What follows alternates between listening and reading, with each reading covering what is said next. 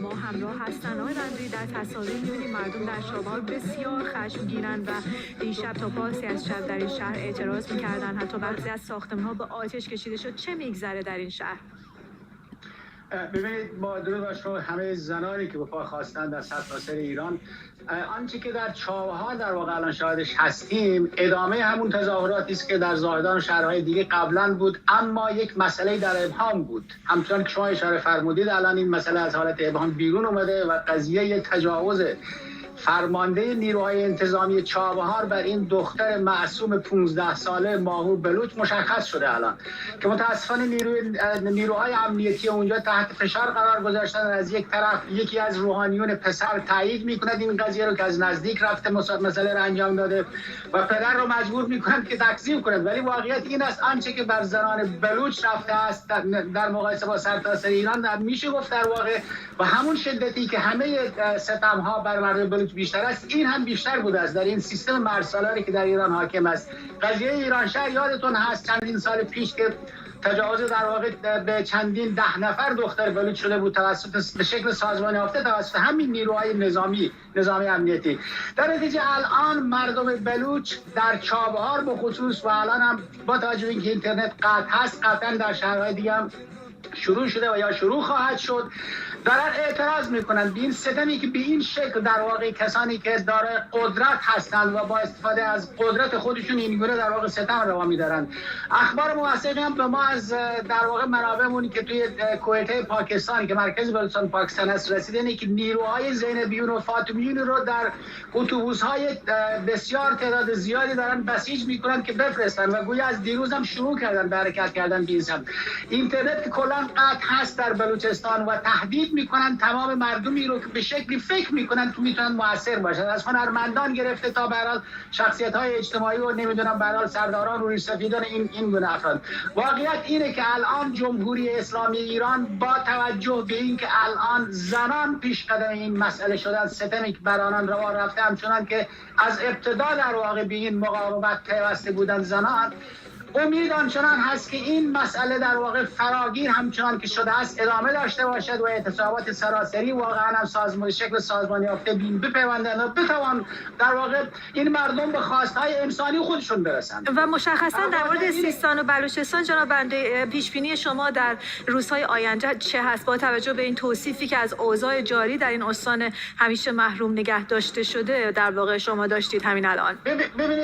ببینید متاسفانه وضعیت بلوچستان به جای دیگه بسیار بسیار شدیدتر تحت حفاظت نیروهای امنیتی نظامی است و این مسئله هر کسی که به عنوان مسافر بخواد بره اونجا این مسئله رو حس خواهد کرد. مردم بلوچ مستقیما زیر گیوتین این مسئله امنیتی هستند.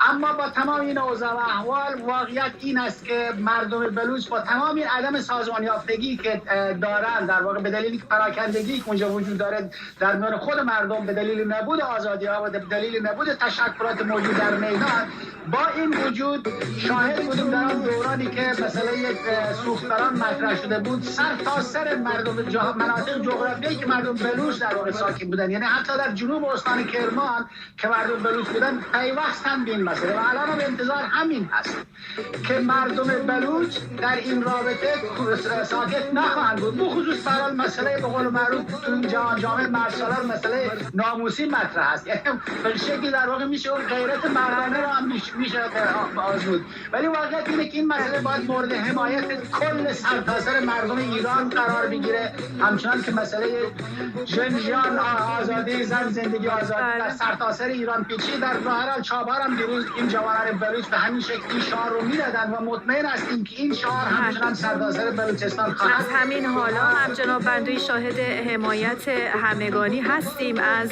آنچه که در چابهار گذشته و در استان سیستان و بلوچستان میگذره. سپاسگزارم از همراهی شما. رحیم بندوی، فعال سیاسی و عضو حزب مردم بلوچستان که از لندن با ما بودید.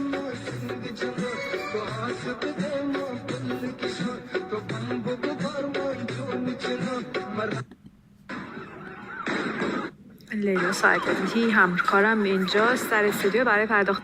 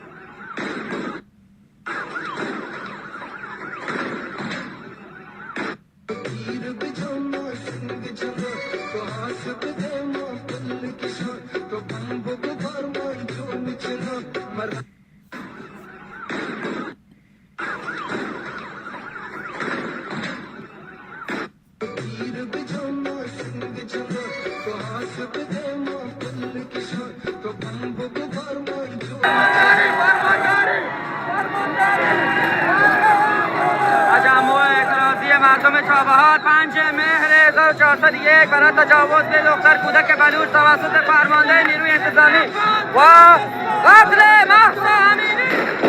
تیراندازی نیروهای امنیتی سه‌شنبه 5 مهر شهرستان چابهار. تجمع اعتراضی مردم برای تجاوز و قتل مهسا امینی. تیراندازی مستقیم نیروهای امنیتی با فشنگ پلاستیکی.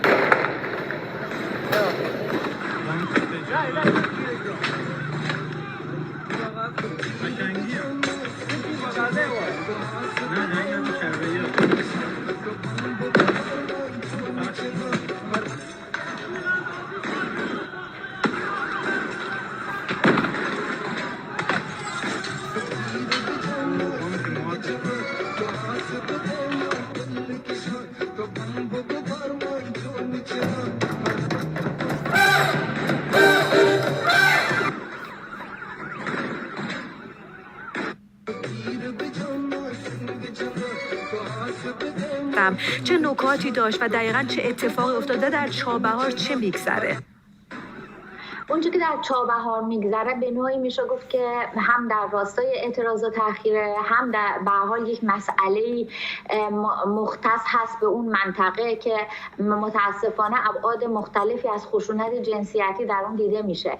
ماجرا از روایت تجاوز یک در واقع سرهنگ نیروی انتظامی به یک دختر 15 ساله در اون منطقه شروع شده که به حال اعتراضات زیادی رو در سطوح مختلف برانگیخته، چه در میان مردم چه در میان علمای اهل سنت در اون منطقه، و به دلیل اینکه هم نقش در واقع یک فرمانده نیروی انتظامی توی این موضوع مطرح هست، هم نقش یک نماینده مجلس مشخص هست، هم یک قتل صورت گرفته که در مورد اون هم ابهام وجود داره، اینکه آیا اون قتل ناموسی بوده و اینکه چرا روی اون قتل ناموسی میخوان سرپوش بگذارن، و هم به هر حال مسئله تجاوز جنسی دسترسی به یک کودک و تلاشی که برای ساکت کردن و خفه کردن خانواده این کودک داره صورت میگیره و این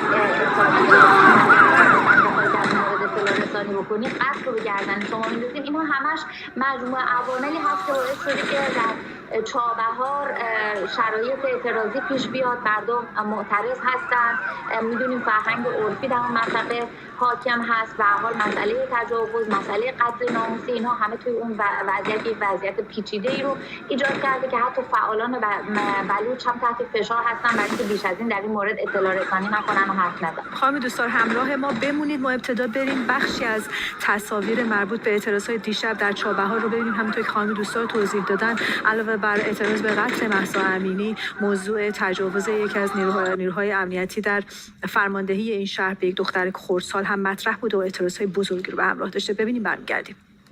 5 مهر 1401 برای تجاوز به دختر کودک بلوچ توسط فرمانده نیروی انتظامی و قتل مهسا امینی. تیراندازی نیروهای امنیتی سه‌شنبه 5 مهر شهرستان چابهار. تجمع اعتراضی مردم برای تجاوز و قتل مهسا امینی. تیراندازی مستقیم نیروهای امنیتی با فشنگ پلاستیکی. برمیگردیم به ادامه صحبتون با خانم دوستان. ما اعتراضهای سراسری در سایر شهرها هم دیشب شکل و رنگ و بوی جدیدی به خودش گرفته. می‌بینیم که جمعیت بیشتری از زنان و مردان همراه جوانان دهه 80 شدن. در شهرهای کوچکتر که کمتر شاهد اعتراض بوده، شما خودتون نمونه‌هاشو می‌دونید. در مورد این هم کمی بیشتر به ما توضیح بدید. نکته‌ای که در مورد این اعتراضات خیلی قابل توجه است و شما هم بهش اشاره کردید اینه که به رغم اینکه به هر حال بر تعداد روزهایی که از قتل حکومتی مهسا امینی میگذره افزوده شده، ولی اعتراضات کم نشده. البته شکل و شمایل اعتراضات مرتب در حال تغییر هست به دلیل اینکه به هر حال نسبت به روزهای اول نیروی سرکوب بیشتری رو به خیابان‌ها آوردن، ولی در عین حال مقاومت مردم هم بیشتر شده. باید توجه بکنیم در شرایطی داره این اعتراضات صورت میگیره که علاوه بر اینکه یک آمار قابل توجهی از قتل و کشتار مردم از سوی نیروهای امنیتی در دست داریم، میدونیم تعداد بازداشتی ها هم بسیاره. ولی با وجود این سرکوب مردم همچنان دارن توی نقاط مختلف شهر هر شب به خیابان میان. ممکنه که امکان تجمع و گردهمایی رو نیروهای امنیتی ازشون بگیرن، اما خب به این تجمعات و اعتراضات شکل‌های متنوع‌تری پیدا میکنه و به نقاط جدیدتری از شهرها و شهرستان‌ها داره کشیده میشه و حتی اعتراض‌ها به بالای پشت بام‌ها رفته و با وجود همه اونها این در واقع سرکوب‌هایی که گفتم می‌بینید که اعتراض‌ها ادامه پیدا کرده و تبدیل شده مثلا به درخواست اعتصابات. برخی به پیوستن و برخی دیگه همدیگه رو دعوت میکنن که به هر حال به این اعتصابات بپیوندن. و با توجه به همین گسترش اعتراضات به نقاط مختلف و در واقع به نقاط بیشتر کشور، ارزیابی کلی شما از نحوه پوشش رسانه‌ها در جمهوری اسلامی، چه صدا و سیما، چه روزنامه‌ها و مطبوعات و حتی مقام‌های سیاسی درباره اعتراضات جاری کشور چیه؟ خب رسانه‌هایی که وابسته هستن مثل صدا و سیما، مثل فارس، مثل تصنیم، حالا به نیروهای امنیتی یا به دولت به هر ترتیب حکومتی میشه اونها رو خود، اونا همون شیوهی که مرسوم هست رو به کار گرفتن، یعنی اساساً رد کردن این اعتراضات، کوچک جلوه دادنشون، نسبت دادنشون به بیگانگان به خارج از کشور و مسائلی از این دست و در این حال تهییج افکار عمومی علیه معترضان و اختشاش کردن اونها. از سوی دیگه معدود رسانه‌هایی هستن که تلاش کردن تو این روزهای گذشته این گزارشی از اون چیزی که بر سر مهسا امینی اومد و اون چیزی که در خیابان‌ها جاری هست بدن. متاسفانه دیدیم که روزنامه‌نگارانی که توی این رسانه‌ها کار می‌کردن بازداشت شدن، تهدید شدن، در حالی که خب چیزی بجز یک روایت از سوی اونها صورت نگرفته. اینه که به هر حال ما یک شاهد روند تازه‌ای در عرصه مطبوعات نیستیم. روایت مجعولی از ماجراها رو رسانه‌های وابسته به حکومت به دست میرن، در این حال تفکیک تمرکز مردم بر شبکه‌های اجتماعی و رسانه‌هایی که آزاد هستن، حالا چه در خارج از ایران چه در محمد رهبر اینجاست. همطور